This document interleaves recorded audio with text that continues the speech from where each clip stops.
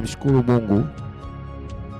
Mungu kwa ajili ya ibada yetu ya Prayer Tuesday, na ninapenda nikukaribisha katika ibada hii maalum ya maombi. Na leo naomba kwa kukutana na Mungu kupitia maombi. Encounter God through prayer, kukutana na Mungu kupitia maombi. Neno la Mungu linasema katika kitabu cha Yakobo sura ile ya 5 kuanzia mstari wa 13, mtu wa kwenu amepatikana na mabaya? Mtu wa kwenu amepatikana na mabaya? Na aombe. Ana moyo kuchangamka, na aimbe zaburi.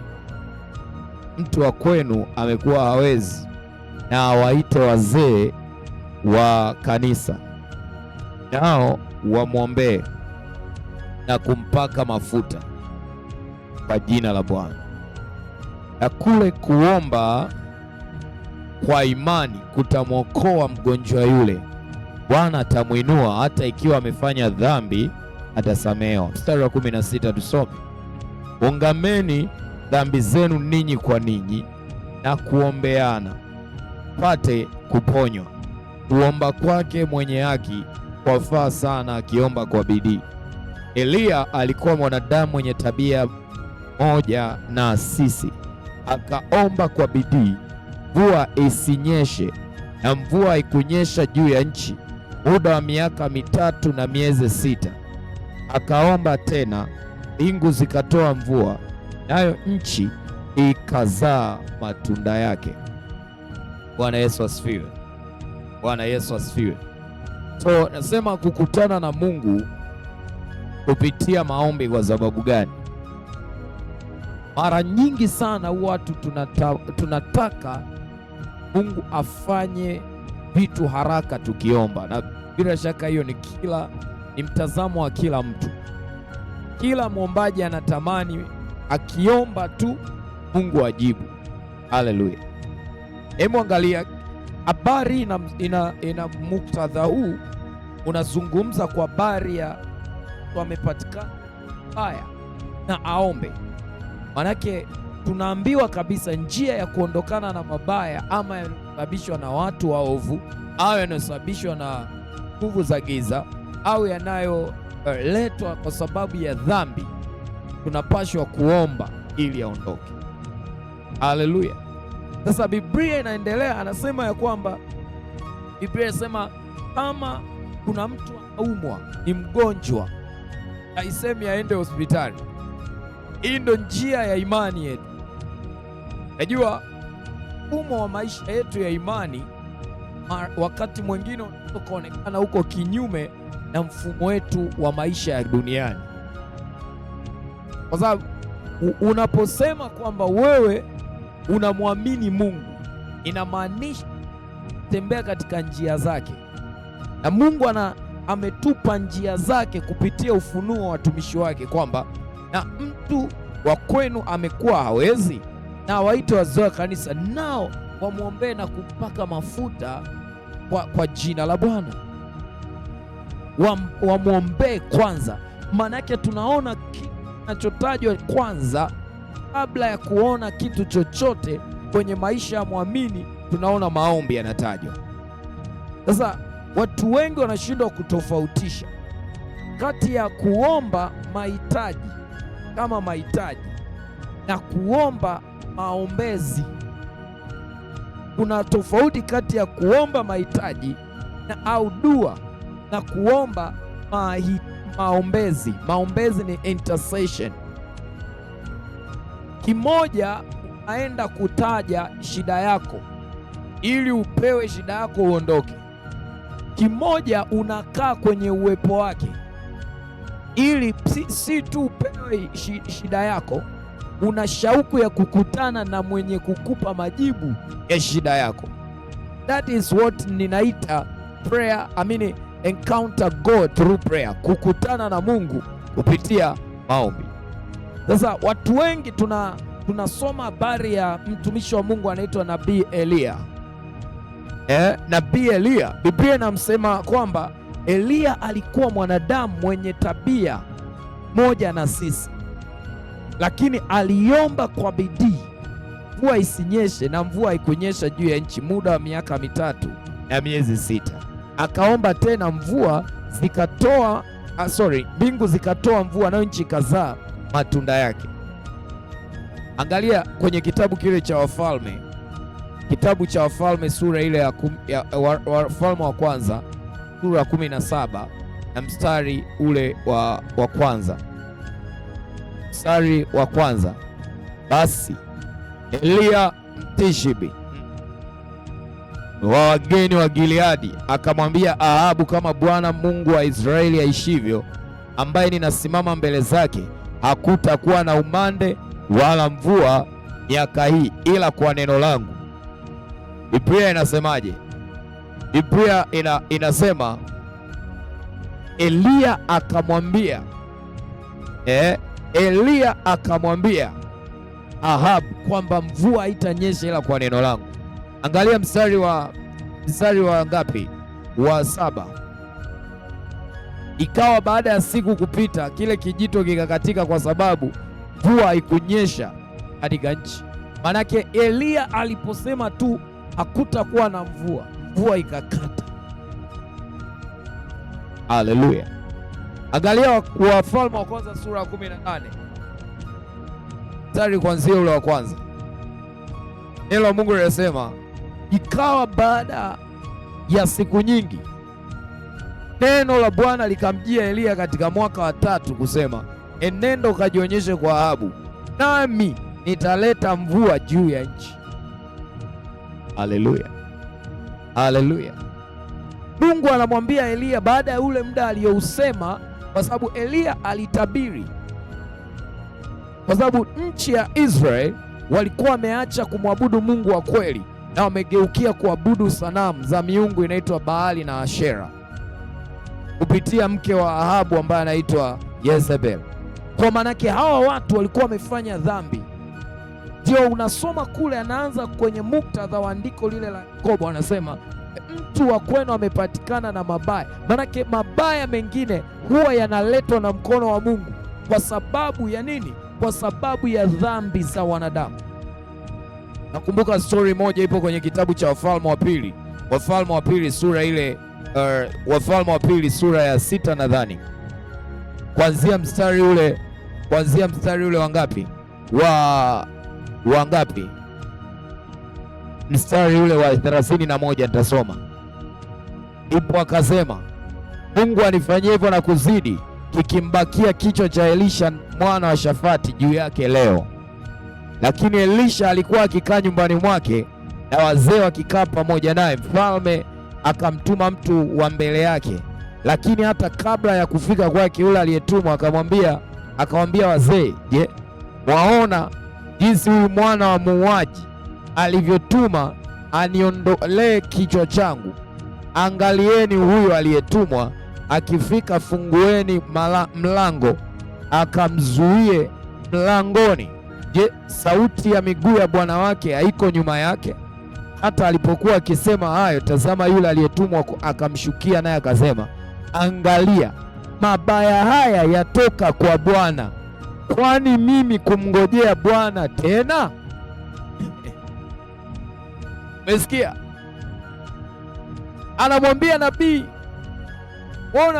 wewe unajidai ni nabii, uko hapa kwenye hii nchi, alafu sisi tunapitia njaa, tunapitia mateso, na kati tunajua huyu ni mkono wa Bwana. So angalia, mabaya yamekuja katika nchi, lakini nini kifanyike ili hayo mabaya yaondoke? Mwandishi anasema mtu akipatikana na mabaya aombe, ndipo yale mabaya yafanye nini? Yaondoke. Sasa Eliya, Biblia inasema akatabiri akasema ya kwamba mvua haitanyesha kwa muda wa miaka 3 na miezi. Kwa sababu gani? Kulikuwa kuna uovu ambao umefanyika katika nchi, watu kuacha kumwabudu Mungu wa kweli na kuanza kuabudu sanamu, kuanza kuabudu mabaali. Lakini alikuwepo kwenye nchi mtu ambaye Mungu amemuinua, anaitwa nabii Eliya. Huyu mtu alikuwa anamwabudu Mungu wa kweli, hata nchi nzima ama watu wengi katika nchi walipokuwa wamegeukia miungu ya uongo. Biblia inasema Bwana akampa neno lake, akaenda kwa mfalme Ahabu, akamwambia kwa ujasiri kwamba mvua haitanyesha. Ni mtu gani ana ujasiri wa kuliwasilisha neno la Mungu kama lilivyo? Ni mtumishi wa Mungu ambaye anakaa kwenye eneo la maombi. Unaweza ukawa ni mhubiri mzuri, unaweza ukawa nabii mzuri, unaweza ukawa ni mfanyabiashara, lakini kama haukai kwenye eneo la maombi utapoteza ujasiri wa kimungu, kwa sababu unapokaa kwenye eneo la maombi muda mrefu ni rahisi kuona uso wa Mungu, ni rahisi nguvu za Mungu kukaa ndani yako. Kwa hiyo unapotoka kwenda eneo lolote, hauendi tu kama mtu mwenye ujumbe, unaenda kama mjumbe ambaye Mungu yuko pamoja na wewe. Ndio maana unapokutana na Mungu hauwezi ukarudi kwa adui yako kama ulivyokuwa unamwogopa. Kila mtu aliyekuwa akikutana na uso wa Mungu, Biblia inasema Eliya baada ya kutabiri hapo, likamjia neno la Bwana, ondoka hapa, geuka uende upande wa mashariki, ukajifiche karibu na kijito cha Kerithi kinachokabili Yordani. Lakini baada ya miaka mitatu mvua sasa imesha kata, njaa inatesa. Lakini sio hivyo tu, Yezebeli anaua manabii wa Bwana. Obadia akaenda kuwaficha na kuwahifadhi. Mungu anamwambia Eliya, nenda kajionyeshe kwa nani? Kwa Ahabu. Na sio tu anaenda kujionyesha kwa Ahabu, anaenda kujionyesha kwa Ahabu huku anaenda kutekeleza kuwaua manabii wa Baali. Kwa sababu gani? Eliya alikuwa anatoka na uso wa Mungu kwenda kwa Ahabu au mfalme wa nchi ya Israeli. Bwana Yesu asifiwe. Bwana Yesu asifiwe. Kwa nini watu wengi wanasema wanaomba lakini hawapati matokeo kupitia maombi yao? Watu wengi tunakimbia kwenye maombi kwa ajili ya kupata vitu au mahitaji. Watu wengi hatuna muda wa kudumu. Ndio maana Biblia inasema katika kitabu kile cha Luka sura ya 18, kitabu cha Luka sura ile ya 18, Biblia inasema hivi, ombeni siku zote wala msikate tamaa. Umesikia hilo neno? Siku zote, kuna neno siku zote pale. Ombe. Kama unataka kumwona Mungu kwenye maisha yako, jitengenezee tabia ya kuomba siku zote. Kwenye ratiba yako ya maisha, maombi yanatakiwa yawe kama chakula, liwe ni jambo lenye ratiba ya kudumu endelevu. Wathesalonike nayo anasema, Wathesalonike, ngoja tuangalie hapa maneno ya Mungu. Barate lijodo brate. Yes, Wathesalonike anasemaje? Wa kwanza sura ile ya 5, sura ya 5 na mstari ule wa 10 na ngapi? Wa 17 anasemaje? Anasema hivi, ombeni bila kukoma. Ombeni bila kukoma. Lile neno bila kukoma ni kudumu katika kuomba. Manake maombi sio mahitaji kwako, yanageuka kuwa maombi ni mazingira yako ya kiroho ya kukutana na Mungu. Natamani mtu mmoja angenielewa. Mungu anaonekana kwa mtu ambaye kwake maombi ni mazingira yake ya kiroho, ni maficho yake. Yaani unapata muda mwingi wa kuomba kwa sababu maombi ni mazingira yako ya kiroho. You are enjoying praying. Unafurahia kuomba. Na ukiwa katika kuomba, sio kwamba maybe muda wote unakuwa unaomba. No. Ukiwa katika kuomba, Biblia inasema katika kitabu kile cha Isaya 65. Isaya 65 nadhani. Isaya 65 anasema na mstari ule wa 24 anasema na itakuwa, Isaya 65 mstari wa 24 anasema na itakuwa ya kwamba kabla hawajaomba nitajibu, na wakiwa katika kunena nitasikia. Umesikia? Huyu mtu, hawa watu ambao wanaambiwa itakuwa kabla hawajaomba nitajibu, na wakiwa katika kunena nitasikia, ni watu ambao wameshatengeneza ushirika na Mungu kupitia maisha yao ya maombi na ibada. Maombi yanapaswa kuwa kama ibada. Maombi hayapaswi kuwa kama mahojiano tu kila siku. Ni kweli Mungu amesema twende tuhojiane naye, tumweleze mambo yetu apate kutupa haki zetu, lakini sometimes we need to change prayer. Maombi yetu yanatakiwa tuyabadilishe, yawe sio tu mahojiano. Maombi yetu yawe ni nini? Yawe ni ibada. Haleluya, haleluya. Yes, so natamani tuangalie watu wachache ambao walikutana na Mungu kupitia eneo la maombi, alafu twende tukaombe leo. Leo ombi letu kubwa, tukutane na Mungu. Tunatamani hiyo kesi yako ambayo imekuwa imekaa muda mrefu na kudumu ikakutane na uso wa Mungu, ikakimbie uso wa Mungu. Haleluya, haleluya. Hujaelewa wewe. Unajua kuna hilo tatizo unakutanaga nalo wewe afu wewe unaogopa, alafu kuna tatizo lako kukutana na uso wa Mungu lenyewe likaogopa. Ni vitu vili tofauti. Kuna ile namna unaomba kitu hauoni mpenyo, lakini unaamua kukaa kwenye uso wa Mungu, unaomba mpaka mpenyo utokee. Unajua Biblia inaonyesha wakati Elia, huyo Elia ndo tunamwangalia. Elia wakati amesema mvua haitanyesha, lilikuwa neno la kinabii. Lakini wakati ambao mvua inatakiwa kunyesha, Elia, Biblia inasema katika kitabu cha Wafalme wa kwanza sura 18, Wafalme wa kwanza sura 18 mstari kuanzia 41, Biblia inasema naye Elia akamwambia Ahabu, haya inuka ule unywe, kwani pana sauti ya mvua tele. Basi Ahabu akainuka ili ale na kunywa, naye Elia akapanda juu mpaka kilele cha Karmeli, akasujudu kifudifudi, akainama uso mpaka magotini. Akamwambia mtumishi wake, kwea sasa utazame upande wa bahari. Akakwea akatazama na kusema, hakuna kitu. Naye tazama naye akanena, tazama wingu linatoka katika bahari, nalo ni dogo kama mkono wa mtu. Akanena, enenda umwambie Ahabu, tandika ushuke, mvua isikuzuie. Ikawa muda si muda, mbingu zikawa nyeusi kwa mawingu na upepo, ikanyesha mvua nyingi.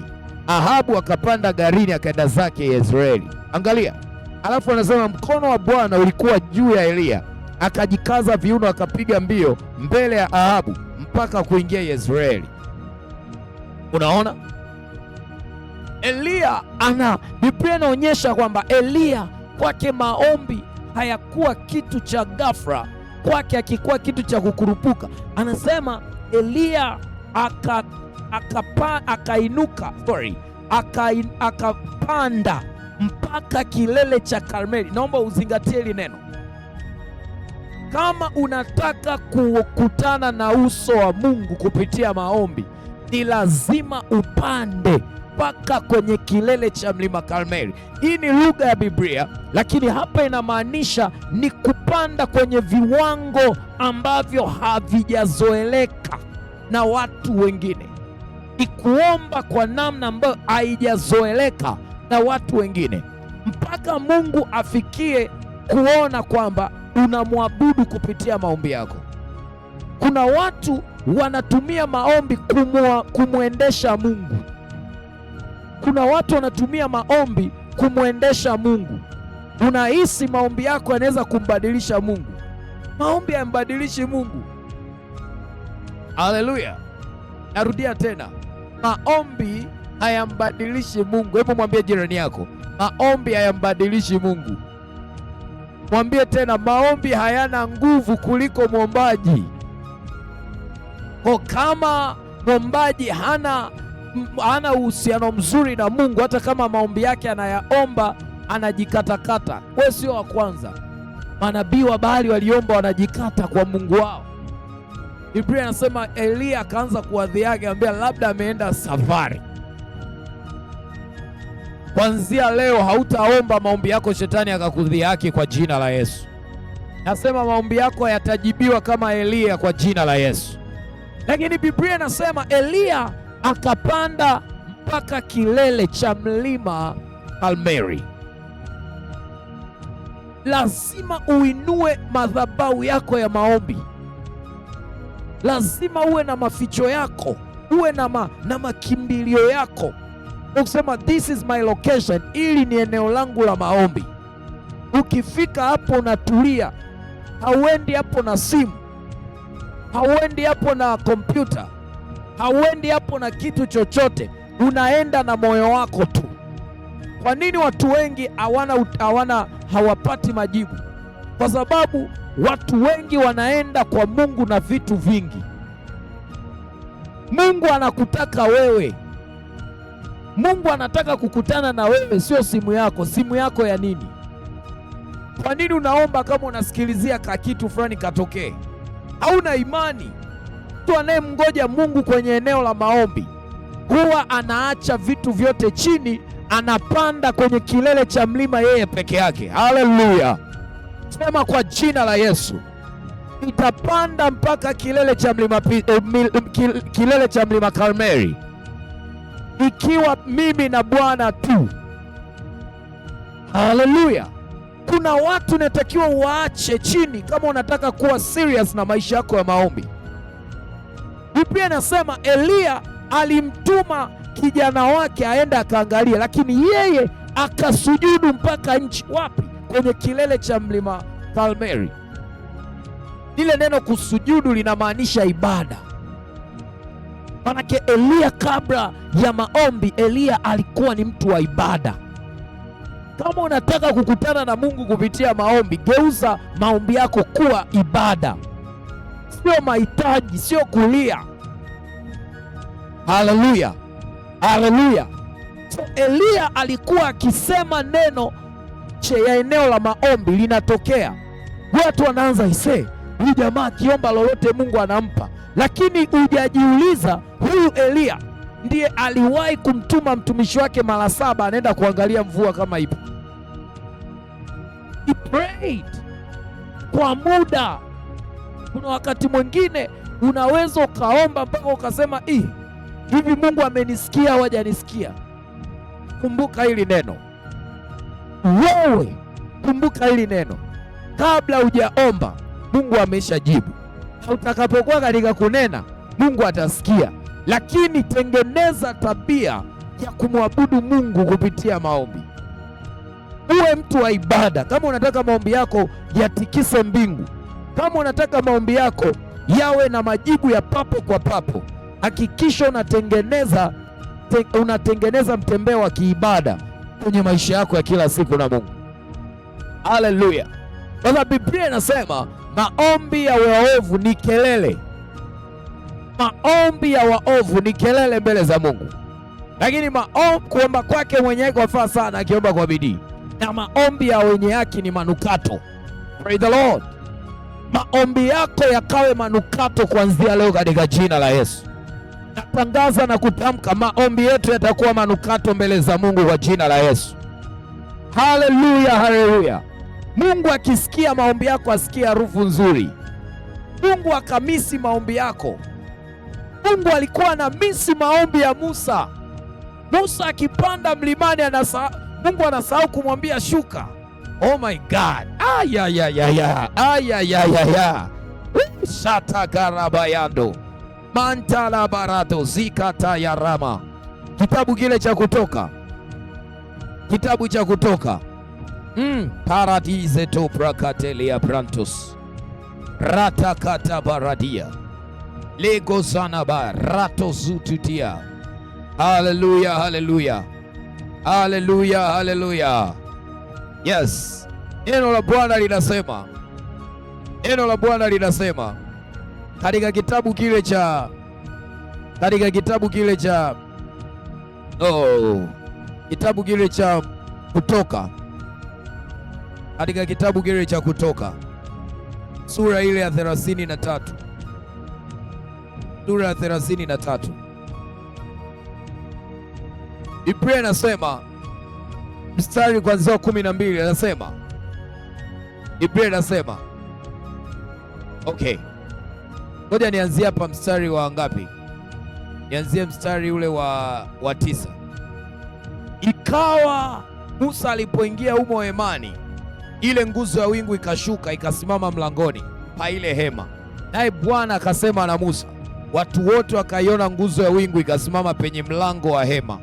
Watu wote wakaondoka wakasujudu, kila mtu mlangoni pa hema.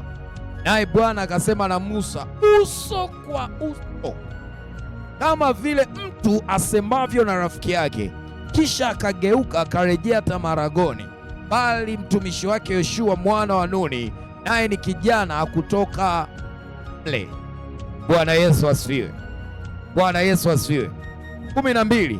Musa akamwambia Bwana, angalia, wewe waniambia wachukue watu hawa, nawe hukunijulisha ni nani utakaye mtuma pamoja nami, walakini umesema na kujua jina lako, nawe umepata neema mbele zangu. Basi sasa nakuomba, ikiwa nimepata neema mbele zako, unionyeshe njia zako nipate kukujua, ili nipate neema mbele zako, unionyeshe ukakumbuke ya kuwa taifa hili ndilo watu wako. Akasema, uso wangu utakwenda pamoja nawe, nami nitakupa raha. Naye akamwambia, uso wako usipokwenda pamoja nami, usituchukue kutoka hapa, maana itajulikana kuwa nimepata neema mbele zako, mimi na watu wako. Itajulikanaje? Sio kwa sababu unakwenda pamoja nasi, hata na watu wako tutengwe na watu wote walio juu ya uso wa nchi. Bwana akamwambia Musa, nitafanya na neno hili ulilolinena, kwa maana umepata neema mbele zangu, nami nakujua jina lako. Akasema, nakusihi unionyeshe utukufu wako. Akasema, nitapitisha wema wangu wote mbele yako, nami nitalitangaza jina la Bwana mbele yako, nami nitamfadhili yeye nitakayemfadhili, nitamrehemu yeye nitakayemrehemu. 20. Kisha akasema, huwezi kuniona uso wangu, maana mwanadamu hataniona akaishi. Bwana akasema, tazama, hapa pana mahali karibu nami, nawe utasimama juu ya mwamba. Kisha itakuwa wakati unapopita utukufu wangu, nitakutia katika ufa wa ule mwamba na kukufunika kwa mkono wangu, hata nitakapokuwa nimekwisha kupita. Nami nitauondoa mkono wangu, nao utaniona nyuma yangu, bali uso wangu hautaonekana. Bwana Yesu asifiwe. Musa tunaona ni mtu ambaye alipata neema ya kusema na Mungu uso kwa uso, lakini hakuuona uso wa Mungu. Kwa maana nyingine, Mungu hakujifunua uso wake. Lakini tunazungumza habari ya mtu ambaye alikaa kwenye utukufu wa Mungu. Unajua, unaposema utukufu wa Mungu kupita, usifikirie ulikuwa unapita tu bila kutambulika. Ngoja nikuulize swali. Mfalme au rais wa nchi anapotangazwa kwamba anaenda sehemu, inakuwaje? Si ni shamra shamra? Bwana harusi au bibi harusi ni shamra shamra. Sasa Mungu akipita sehemu, mpaka majani yanatetemeka, anatambua Mungu amepita. Ndio ujiulize, iligharimu neema kiasi gani Musa kukaa kwenye uwepo wa Mungu wa namna ile, wa kiwango kile. Sasa Biblia inasema nguzo ya wingu ilivyoshuka, watu wote wakasujudu. Usifikirie ile neno kusujudu linakuja tu kwenda chini kuinama. Walianza kwanza kutetemeka, wengine walikuwa wanapoteza nini, joint zinakosa nguvu, wanalegea, wanaanguka. Unapoenda kwenye kiini kile kilele cha uwepo wa Mungu, kuna matatizo yako yataanza kuanguka bila wewe kuombewa. Unapokuwa mtu wa ibada sana, kuna prayer point zitapungua kwenye maisha yako, niombee zitapungua kwenye maisha yako. Kwa sababu gani? wewe umegeuka, sio tu ni mtu ambaye unategemea maombezi ndo ya kutoe, no, ila ni mtu ambaye umeshauona uso wa Mungu. Sasa uso wa Mungu ukiwa kwenye maisha yako, hakuna kitu cha shetani kinaweza kikakaa kwenye maisha yako. Utukufu wa Mungu ukitembea kwenye maisha yako, hakuna shida yoyote ya kipepo inaweza ikakaa kwenye maisha yako. Kwa sababu gani? Unakuwa umelibeba jina la Mungu kwenye moyo wako, unakuwa umebeba utukufu wa Mungu kwenye maisha yako. Ni maombi yangu siku wa leo, maisha yako yakadhihirishe utukufu wa Mungu kwa jina la Yesu. Nasema maisha yetu yakadhihirishe utukufu wa Mungu. Mungu akaupitishe wema wake kwetu kwa jina la Yesu. Mungu akapitishe uso wake kwenye maisha yetu kwa jina la Yesu. Mungu asikupite usiku wa leo katika jina la Yesu. Biblia inasema habari ya Ibrahimu. Ibrahimu anamwambia mtoto wake Isaka, anamwambia waende mlima Moria kwenda kumwabudu Mungu. Waende kumwabudu nani? Kumbuka hapo ameambiwa aende akamtoe sadaka mtoto wake. Yaani akuambiwa kwamba tafuta mwanakondoo mzuri ukanichinjia. Anamwambia nenda na mtoto wako ukamtoe sadaka. Watu wengi wanahisi maombi yao ni kila kitu mbele za Mungu. Kuna kitu zaidi ya maombi. Unapokaa sana kwenye eneo la maombi, wakati mwingine Mungu atakwambia hilo unalopigana nalo ni la sadaka, sio la maombi. Biblia inasema Ibrahimu akaenda na wafanyakazi wake pamoja na mtoto wake nani? Isaka. Biblia inasema Ibrahimu akaondoka alfajiri, akatandika punda wake, akachukua vijana wawili pamoja naye na Isaka mwanaye, akachanja kuni kwa ajili ya hiyo sadaka ya kuteketezwa. Akaondoka akaenda mpaka mahali alipoambiwa na Mungu. Siku ya tatu Ibrahimu akainua macho yake akaona mahali pakali mbali, akawaambia vijana wake, kaeni ninyi hapa pamoja na punda, na mimi na kijana tutakwenda kule tukaabudu na kuwarudia tena. Basi Ibrahimu akazitoa kuni za hiyo sadaka akamtwika Isaka mwanae, akatoa moto na kisu mkononi mwake, wakaenda wote wawili. Sikia, Isaka akasema na Ibrahimu baba yake akinena, babangu. Naye akasema, mimi hapa mwanangu. Sema, tazama moto upo na kuni zipo, lakini huyo yuko wapi mwanakondoo wa sadaka ya kuteketezwa? Ibrahimu akasema, Mungu atajipatia mwanakondoo kwa hiyo sadaka mwanangu. Umesikia hilo neno? So sawa, kibiblia ukiendelea, Ibrahimu aliendelea na mwanaye. Walipofika, alipoambiwa na Mungu, Ibrahimu akajenga madhabahu, akaziweka tayari kuni, kisha akamfunga Isaka mwanaye, akamweka juu ya madhabahu, juu ya zile kuni. Ibrahimu akanyosha mkono wake akitoa kisu ili amchinje mwanawe. Ndipo malaika wa Bwana akamwita kutoka mbinguni akisema, Ibrahimu, Ibrahimu. Naye akasema, mimi hapa. Usimnyoshee kijana wako mkono wala usimtendee neno, kwa maana sasa ninajua ya kuwa unamcha Mungu, iwapo kunizuilia mwanao wa pekee. Hapa ni maombi yanapogeuka kuwa dhabihu ya kuteketezwa. Kuna maombi na kuna maombi ya dhabihu ya kuteketezwa, ni vitu viwili tofauti. Pale ambapo Mungu anakwambia ukae macho kuanzia saa 6 mpaka saa 12, muda ambao watu wote wamelala, wewe ndo unampeleka Isaka wako mbele za Bwana. Biblia inasema Isaka anamwambia, babangu, kuni na moto tunavyo, sadaka iko wapi? Anamwambia Bwana, anamwambia Mungu atajipatia mwanakondoo kwa hiyo sadaka.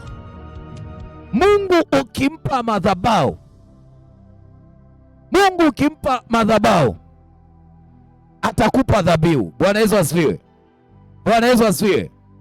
Hebu sema na jirani yako tafadhali, mwambie jirani yako, Mungu ukimpa madhabahu ya maombi,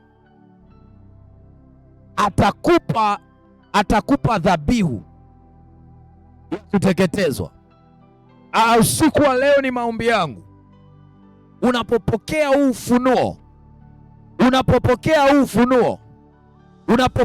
ufunuo, Mungu akakupe mwanakondoo kwenye kila eneo la maisha yako.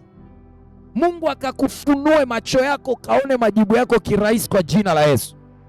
Nasema Mungu akakufunulie macho yako kama alivyomfunua macho yake Ibrahimu. Ibrahimu alienda mpaka Moria. Leo na wewe uende mpaka Moria yako. Maana yake kumbe maombi hatuombi popote. Maombi yetu tuna mahali ambapo Mungu anataka twende ndo tutamkuta. Kuna mahali ukiishia utamwona mwanakondoo. Kama Elia angejiamulia kusema ninamchinjia huku chini, maana yake angemchinja kweli na angekuwa hajakamilisha kuisikia sauti ya Mungu. Lakini maombi unapoenda kwenye eneo halisi na husika la maombi, unakutana na Mungu kabla hujakutana na majibu yako.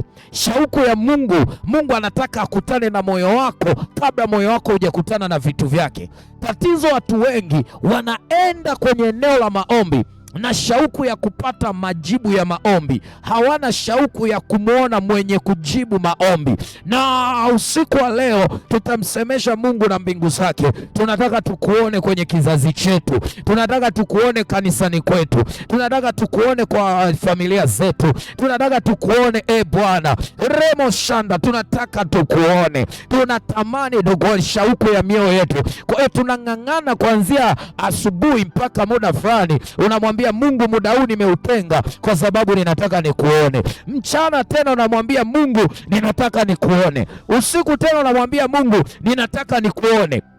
Unamwambia ninataka nikuone, niko hapa tena, ninataka nikuone. Atazubre katia.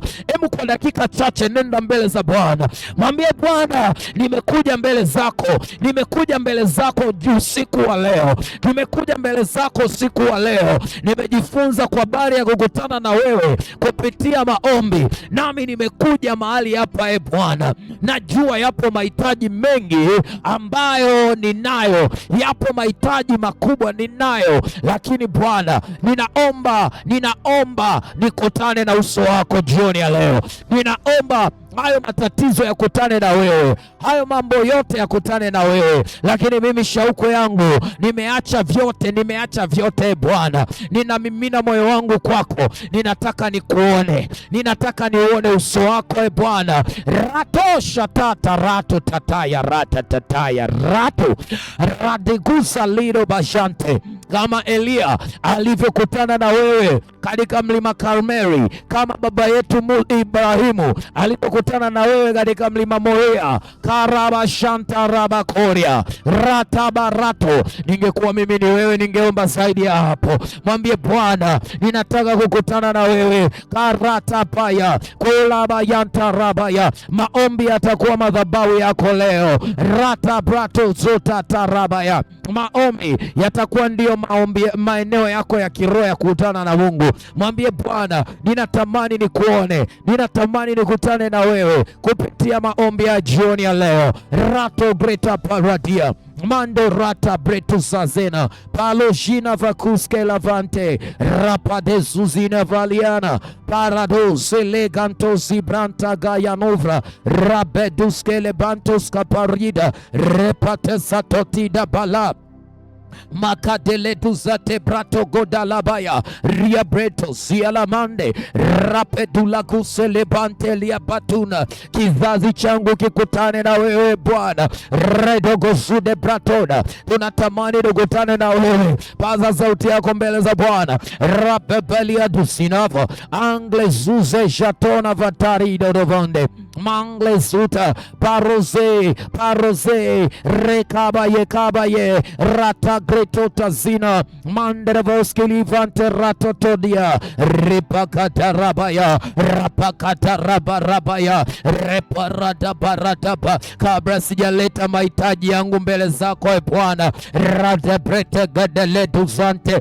radabrete gadaladia manderepra, ninakusujudia Bwana. Moyo wangu Bwana Bwana ninauleta kwako.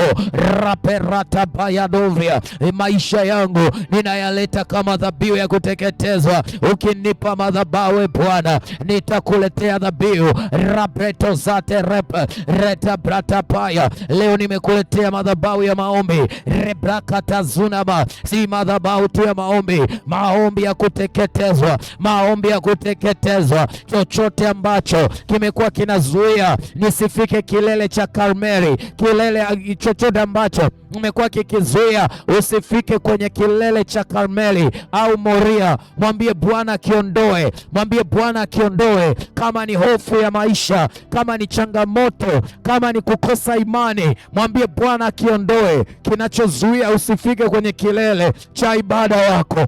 Rapatosina Maria anderebose klase tena manta greta paradia rapate zuza peleduza aradegadegade makadara paradodododoya aragedegadia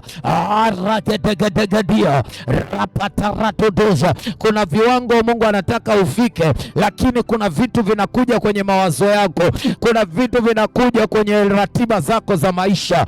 Yumkini ni uraibu wa simu, yumkini ni dhambi, yumkini ni tabia fulani. Maombi hayambadilishi Mungu, maombi yanakubadilisha kwanza wewe, ili Mungu akupatie vitu vyake. Raside bayito rata para mandarakataya repakataya. Nibadilishe Bwana, niendane na uweza wako, niendane na neema yako. Nipe neema ya kuendana na mbingu zako. Raparadabaya, nipe neema kutembea na uso wako Bwana, kama ulivyotembea na Ibrahimu, kama ulivyotembea na Musa. Tembea na sisi leo, tembea na sisi leo. Rapata bayanda mande kota baradia ribrako sitelemo masakateria rapata rotosa atebrekota satoto pratia repata raba mandelega zoto pratia rebrakoto zandele gratia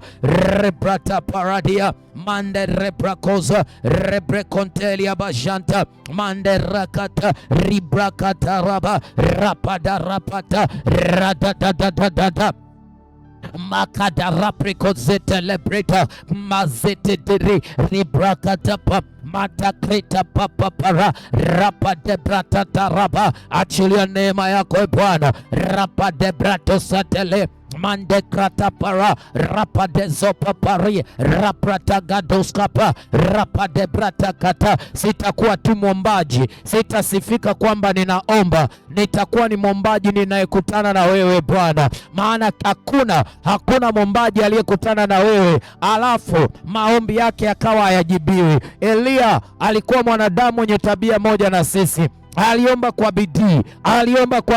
Aliomba kwa bidii, mvua isinyesha, ikunyesha. Akaomba tena, mvua ikanyesha. Rabayanda, Elia alikutana na wewe kabla ya maombi, alikutana na wewe katika maombi yake, alikutana na wewe. Robo shata rabakoria mandarapa, na ulimtimizia Ibrahimu ahadi zake zote. Urabayanta, kwa sababu ulijaribu kwanza moyo wake. Waombaji wengi mioyo yao haipo kwako, mioyo yao ipo katika yale wanaokuomba. Mimi Bwana ninaomba na nyumba yangu, ninaomba na watoto wangu, ninaomba na kanisa lote la Heaven Voice Embassy. Mioyo yetu isiwe kwenye vitu, mioyo yetu iwe kwako, mioyo yetu iwe kwako. Mwambie Bwana, na uleta moyo wangu kwako Bwana. Raparabayando, geuza moyo wangu kuelekee, geuza nia yangu ikuelekee Bwana.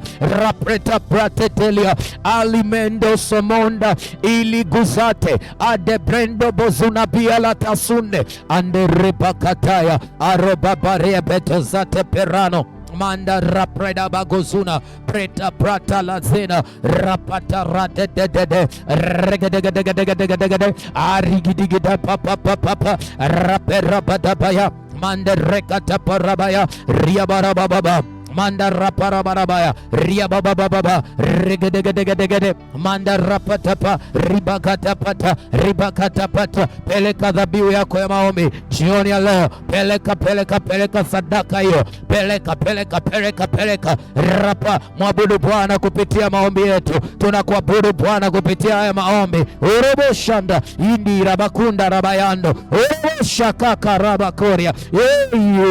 Taifa la Goel tutakuwa ni watu wa ibada, taifa la Goel litakuwa ni taifa la ibada. Uraba shanda rabakoria ereba shanta. Yoshua akamwambia na Israeli, lakini mimi na nyumba yangu tutamtumikia Bwana. Rabayanta, pale ambapo maombi yanageuka kuwa ibada, repataya mando robokota, mahitaji yako hayatakusumbua tena. Maombi yakiwa ni ibada, fedha haitakuwa tena hitaji la msingi kwako. Rabashanda rabakoria repataya, nao utamtumikia Bwana Mungu wako, naye atabarikia chakula chako na rabayata na maji yako, hata rabayato rabayata, wala pata kuwa na tasala mwenye kuharibu mimba ratepe irapata kalika nchi yako, na hesabu za siku zako atatimiza. Rapa yata reparata paya. Mwambie tu Bwana, usiku wa leo tunakuinulia sauti zetu, dhabihu za midomo yetu. Pokea dhabihu za maombi yetu, pokea dhabihu za maombi yetu. Raparayata. Yumkini Bwana, kuna dhambi iliyokuwa inatuzuilia maombi yetu yasifike Karmeli, leo repa, vunja viambaza vyovyote ambavyo vinasababisha ibada zetu zikawe za mazoea. Ratosha tata radagadaria ritagaradano paradona parida garaba mandaroko tapara. Naweza kuonekana mbele za watu ni mwombaji, naweza kuonekana ni kiongozi wa maombi mbele za watu, lakini nikiwa na wewe Bwana, tengeneza uhusiano wangu binafsi na wewe. Rikata parato matakritapa riabapa paraja ratoko parota pataria pendoria kindaro porada bazando pandiri kaparo tatina pratosa pepelia atoempepa ponta palato andepelia gosopapalia shatata nomo pegusa papa mante rapata. Maombi sio show off tena, maombi kwetu ni dhabihu. Peleka dhabihu yako maombi makarate bridaya, mahitaji yale ambayo yalikuwa yameshindikana, mahitaji yale ambayo yalikuwa yameshindikana. Raparada rapagobaska rapepelia dua mamba ambepebelua peidepe rakatu wapelia utepemo wapeletwa unde manzo momoria ragagagae unde pele zombo ambelue pepalia mentu wapa manduku pepelia usha pepelia unde peputa pepia kwa pemba ambe paluba biso erepapota paroto andua pepelia ote pena ponda andi pepelua pepata ote kemandu hapa. Ulisema mwenyewe Baba ya kwamba kabla tujaomba utatujibu Baba. Rapete perata Rapa, ulisema Baba tukiwa katika kunena utasikiwa. Rapateria baya, watoto wako Bwana tumeleta ibada, kabla tujaomba tunanena mbele zako. Riapatoko pepe utusikie Bwana. Urapanya rapetalia, kama iko dhambi ambaye imesimama kutuzuilia maombi yetu yasifike kwako Bwana, kama Danieli tunaomba, tuma usaidizi wako wa Roho Mtakatifu. Roho wa Mungu utusaidie kunena kwa kuugua mbele za Baba beratapa. Wewe Baba, wewe Yesu uliye mwombezi wetu, raparadoska paradia, utuhurumie, utuone huruma. Rabayanda rekata pratia, mwone huruma yule dada Bwana ambaye yuko karibu na kukata tamaa kwa sababu ameomba, kwa sababu ametabiriwa sana, na wakati walipofika hahitaji tena unabii, anahitaji Bwana uso wako, anahitaji mguso wako, anahitaji kukutana na wewe. Tunahitaji kukutana na wewe kibinafsi Bwana. Raperate prano mantakrata korapreta paradia riapapaladusa rekata pretosa riapapalia denda zofreganiga amfrika stovriento vandeleguza mante likabaye repratos kavate rapate rasiza vanto kavelina kavando saveta la guzina vante ida vrata vita kabaradiga repratos epelida vante liga ria vrenta mande voske tevalia tadaina repete belida zonza mande liga zozaniva lega zonte bradia ina mande levata rebrato sila vanta legazata rabanave amvelia gazona kazana vatoli verano mangle suvreta liga dadaya o raparada preta mande rakatarata rebrata paradia rapapapapa peleka mbele za Bwana maombi yako rapedosate plazovraki kabaye ratepotoria badaskovela mandeligo zevarata rabadelia gatakrakaka rekakato kaka Kakatopa pelako andlevonsa devrkate andrevoske livanta ravragira. God of my father repateria prata rebrato brateda, we need your grace this night. Rebranta raparata manta grata grace for finance rebrata grata tukauone uso wako e Bwana, uhusiano wetu e Bwana rabrekata pratata. Shughulikia Bwana tabia zetu za asili zinazozuia tusikutane na wewe manta rapreduza rebraduza manderavoska revrakana vrekadazia vaderagina vrekatabrano valizozona paradabaria rekabarove regratovari revrahaduna mandevrakate liga za prado itapradia leprakataya reprakataya. When I feel weak ayorabayanta, when I feel weak lebrata paradia manta, when I feel like I'm stopping maglezo parata, be there oh my God. Brekata pretataya repakatakaya rapate para. Katika shida yangu nalimuita Bwana, katika shida yako muite Bwana. Mandarapara raparatapa reparatapa reparatapa prekazia rabahante leshata brakadita rapa mandarapradapa reprakatapara. Akiwepo mgonjwa arapredabaya, umepatikana na mabaya na aombe rapeta pradabaya repratapara. Tazama Bwana, yapo mabaya yapo kwenye malango yetu. Ulisema katika neno lako ya kwamba mabaya hayatawapata ninyi. Raparadabaya regadabreta regadapara. Tuma usaidizi wako, tuma uponyaji wako, tuma ulinzi wako, tuma miujiza. Rabaruzo manderazo regazonia legazunia mandelavonta mandelavangla regalaguta regalagaino paredavande regalavanta peradavande recadavaida atagrata regadaparato lejata gretane vandale ala jatataya ratagrata para mande grita para rebrata katara rebrakata para regarata para regarata para regarata para regarata para regarata para rekakata kata kata kata kata kata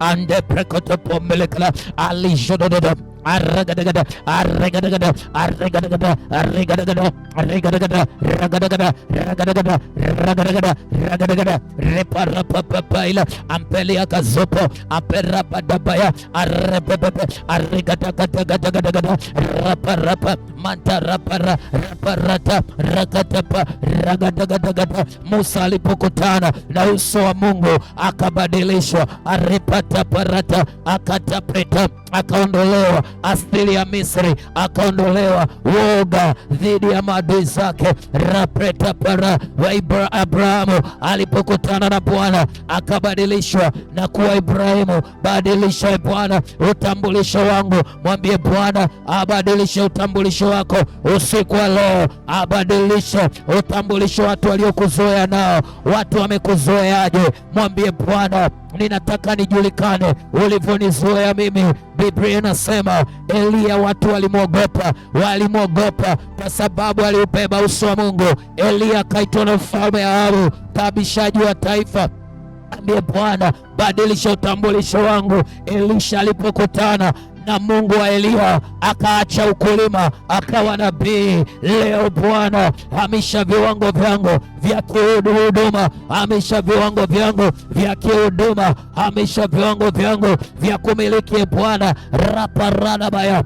Neno la Bwana linasema uniombe nami nitakupa mataifa kuwa urithi wako, nitakupa misho ya nchi kuwa urithi, kuwa umiliki wako. Rapateria bayata rapakaparata mantaprataka rapakataya. Kama unataka kuomba lolote mbele za Bwana, ni lazima kwanza uwe umetengeneza uhusiano mzuri. Sio kwa sababu naomba sana, ni kwa sababu umegusa viwango fulani kwenye moyo wa Mungu. Mwambie Bwana, nibadilishe tabia hii Bwana ambayo naona haiendani na maisha ya watu waliotembea na wewe. Ibadilishe Bwana. Raparata, hata mambo yaliyonishinda mimi mwenyewe kwa akili zangu, ninakuja mbele zako, ninanyenyekea mbele zako. Rapaturiapata rekata reparata, wala sijikaze Bwana, wala sijitahidi tena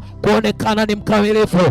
Rapeto bratelia sapapelia azevevina zale greenfo kali vente ligo zina vanta kalivona vena haskida vale lera valo zeli shalara mante rafragira rengravase ringravo koske nevante mangle susavatina blezuje levengla ingrivate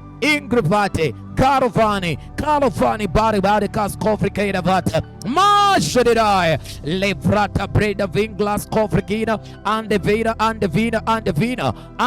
vale vino vale kazi lindovana vakiale vino vanklasinida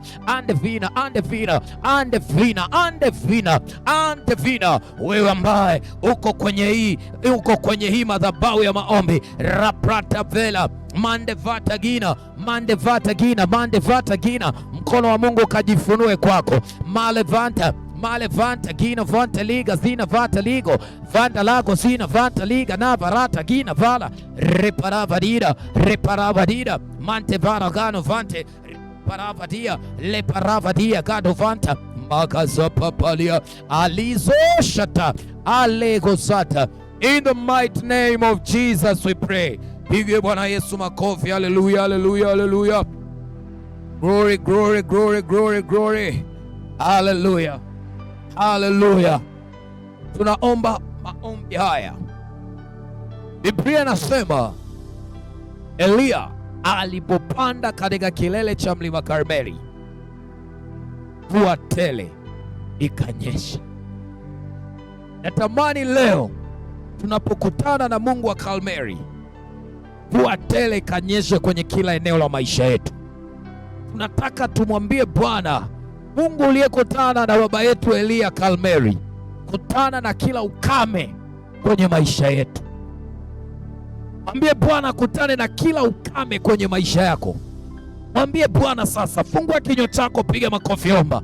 Baba, kutana na kila ukame, kutana na kila ukame. Brata sabrakadeli groska paradia reprakata zato brakadia alijedo brenta la bradiga lebrata la bradiga skopreta la ba rebrakoza la bradia matarapradigre sopradia lejata greta lagada paradia. Mwambie Baba, kama ulivyomtokezea Elia katika kilele cha mlima Karmeli, nasi Bwana tunaenda katika viwango vya imani ile. Biblia inasema kuomba kwake mwenye haki wafaa sana, akiomba kwa bidii. Mwambie Bwana, nyesha mvua kwenye kila ukame wa kiuchumi.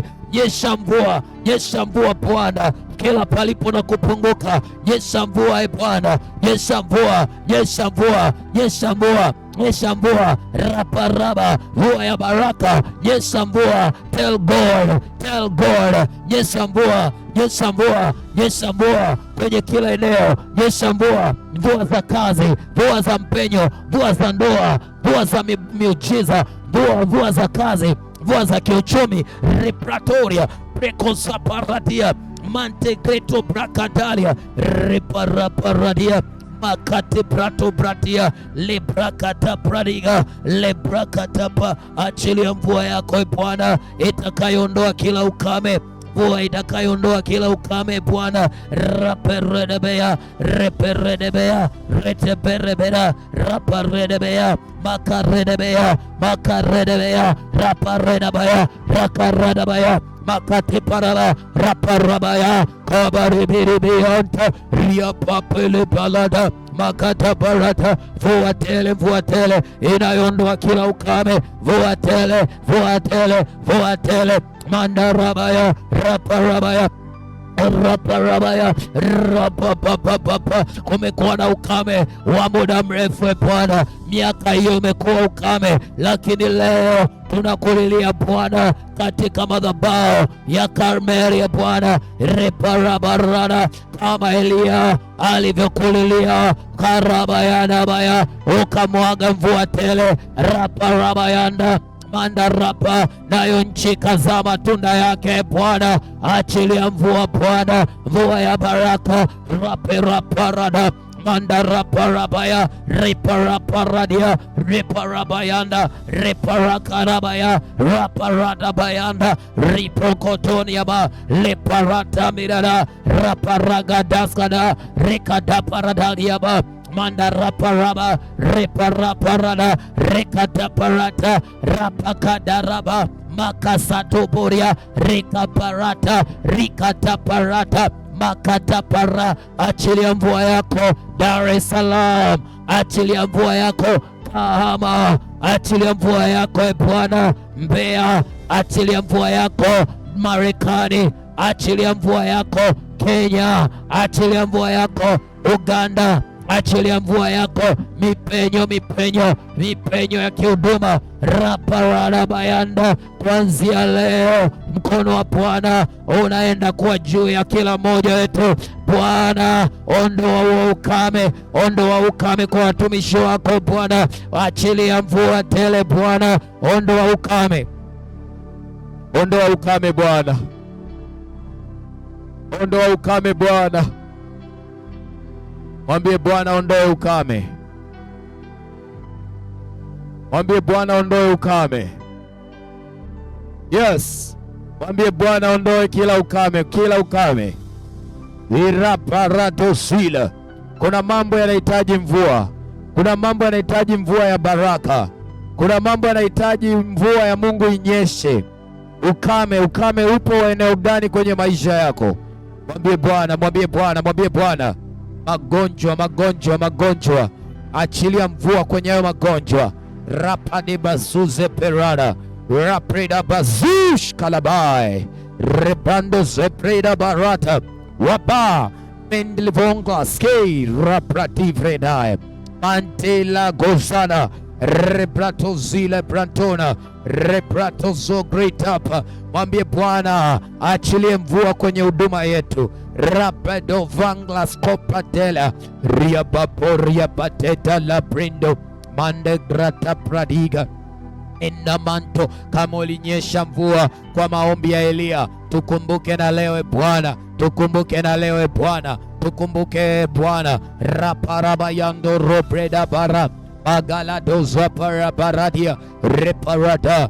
Ukame wowote kwenye familia yetu Bwana, ukame wa kiroho, ukame wa maombi, rabaruzapa, ukame wa neno. Mwambie Bwana akunyeshe mvua, uondoke huo ukame, ukame kwenye neno, ukame kwenye maombi, ukame wa ibada. Ribarabayata, Mungu mwaga moyo wa ibada, roho ya ibada mimina. Ulisema siku za mwisho utamwaga roho yako kwa kila mwenye mwili. Kila mtu aliyeko hapa, mwaga roho kwako juu yake, mwaga roho wako, mwaga roho wako. Kuanzia leo maombi haitakuwa swala la idara, litakuwa la kila mwenye mwili. Kama ambavyo kila mwenye pumzi anapashwa kusifu, kila mwenye pumzi atakuomba, maana umesema e Bwana, wote watakujia wewe, usikiae maombi yetu, wote wenye mwili watakujia. Tumekujia jioni ya leo, tumekujia jioni ya leo. Maradaba, nasikia sauti ya mvua tele, mvua tele, mvua tele. Pokea, pokea, pokea, pokea, pokea, pokea, pokea, pokea, pokea, pokea mwagiko wa vipawa na karama. Kanisa la Mungu lipokee vipawa na karama, vipawa na karama, vipawa na karama, vipawa na karama, vipawa na karama, vipawa na karama, vipawa, vipawa, vipawa na karama, vipawa na karama, vipawa na karama, vipawa na karama, vipawa na karama. Mvua ya vipawa, mvua ya karama, mvua ya huduma, mvua, mvua, mvua, mvua, mvua, mvua, mvua, mvua, mvua, mvua, mvua, mvua, mvua, inanyesha, inanyesha, inanyesha. Mvua ya karama, mvua ya vipawa, mvua ya baraka, mvua ya uwezesho, mvua ya kasi ya kiungu. Rebalabaya rapa, hatutachelewa tena, hatutakawia tena kwenye kila jambo. Tunapokea kasi ya kiungu, tunapokea kasi ya kiungu. Pokea kasi ya kiungu, pokea kasi ya kiungu, pokea kasi ya kiungu, pokea kasi ya kiungu, pokea kasi ya kiungu, pokea kasi ya kiungu, pokea kasi ya kiungu, pokea kasi ya kiungu. Tunapokea kasi ya kiungu, tunapokea vipawa, tunapokea karama, tunapokea baraka, tunapokea habari njema, mvua ya habari njema, mvua ya habari njema, mvua ya habari njema, mvua ya uponyaji, mvua ya shuhuda, mvua ya shuhuda, testimonies. Barate bredaya, barate brebaya, kabla wiki haijaisha, mvua ya baraka, mvua ya testimony, mvua ya shuhuda za fedha, shuhuda za kiuchumi. Pokea shuhuda, shuhuda, shuhuda, shuhuda, shuhuda, shuhuda, shuhuda, brate brate, shuhuda zako ndizo ninazozifurahia. Ya shuhuda, shuhuda, shuhuda, shuhuda. Rabaraba, rabaraba, rabaraba, raparaba, raparaba, raparaba, raparaba, raparaba, reparaba, raparaba, reparaba. Urabaya, ukame watu kutokuokoka kwenye mji wangu unaondolewa, watu wataokoka, maelfu ya watu wasiohesabika. Maraparabaya, raparabaya, raparabaya, raparabaya, raparabaya, raparabaya, rapagabaya, payabayara, raparabaya, riparabaya, riparabaya. In Jesus' mighty name we pray. Hallelujah. Hallelujah. Neno la Mungu linasema katika kitabu cha Mwanzo, tunaomba ombi letu la mwisho, Mwanzo 22. Neno la Mungu linasema, malaika Bwana akamwita Ibrahimu mara ya pili kutoka mbinguni, akasema, nimeapa kwa nafsi yangu, asema Bwana, kwa kuwa umetenda neno hili, wala hukunizuilia mwanao, kuzidisha, nitauzidisha uzao wako kama nyota za mbinguni na mchanga ulioko pwani, na uzao wako utamiliki mlango wa adui zako, na katika uzao wako mataifa yote ya dunia yatajibarikia, kwa sababu umeitii sauti yako. Usiku wa leo, kwa sababu umetii ukawepo hapa na ukumzuilia Mungu kwa chochote, usiku wa leo ukawe ni usiku wa kuzidishiwa, ukawe ni usiku wa kuzidishiwa. Mungu akakupe kuongezeka na kuenea kila upande. Mungu akakupe kuzidishiwa na kuenea kila upande, kama alivyombariki baba yetu Ibrahimu. Neema ya kuzidishiwa, neema ya kuongezeka kila upande. Baba, achilia hiyo neema, achilia neema ya kuzidishiwa. E Bwana, achilia neema ya maongezeko, maongezeko, maongezeko, neema ya kumiliki milango ya adui zetu. Sisi ndio huo uzao wa Ibrahimu ambao ulitutabiri kwamba tutamiliki milango ya adui zetu, na ulisema Bwana, juu ya mwamba huu nitalijenga kanisa langu ambalo milango ya kuzimu haitalishinda. Kanisa ni uzao wa kiroho wa Ibrahimu, ni uzao wa kiroho wa Ibrahimu. Tumezaliwa na imani ya Ibrahimu ya kutokukuzuilia chochote, nasi tunatangaza kwa jina la Yesu, hatutakuzuilia chochote Bwana. Kutuzidisha na utuzidishe, zidishe kila mmoja wetu, zidisha kila mtu mmoja, zidishe kila mtu mmoja. Karata paradabaria, pokea baraka ya kuzidishiwa, pokea baraka ya kuenea, pokea baraka ya maongezeko, pokea baraka ya kuzidishiwa. Kuanzia leo kukawe na kuongezeka, kukawe na maongezeko kwenye kila eneo la maisha yako, kukawe na maongezeko, kukawe na maongezeko. Roho ya kupungukiwa, roho ya kukosa, roho ya kuhitaji sio fungu letu, sio sehemu ya uzao wa Ibrahimu. Baba yetu sio sehemu yetu. Tunakataa maisha ambayo sio sehemu yetu, sio sehemu yetu. Kuteswa na maadui zetu sio baraka yetu, katika jina la Yesu. Sio sehemu yetu kukopa, sio sehemu yetu kuhitaji, sio sehemu yetu kukosa, sio sehemu yetu. Torapataya dorapaya, wewe ulijifanya maskini ili tuwe matajiri. Karatogashatarapa, tuongeze katika uchumi wako Bwana, tuongeze Bwana. Umetuamini kuwa mawakili tukutumikie kwa mali zetu, tuongeze. Mwambie Bwana kama Yabesi alivyomwomba Mungu, kama Yabesi, kwa ajili ya utukufu wako. Usiku wa leo nyosha mkono wako, mguse yule pale, mguse na yule, muongeze afya. Yule aliyetangaziwa mauti, tunatangaza uzima. Aliyetangaziwa magonjwa, tunatangaza afya.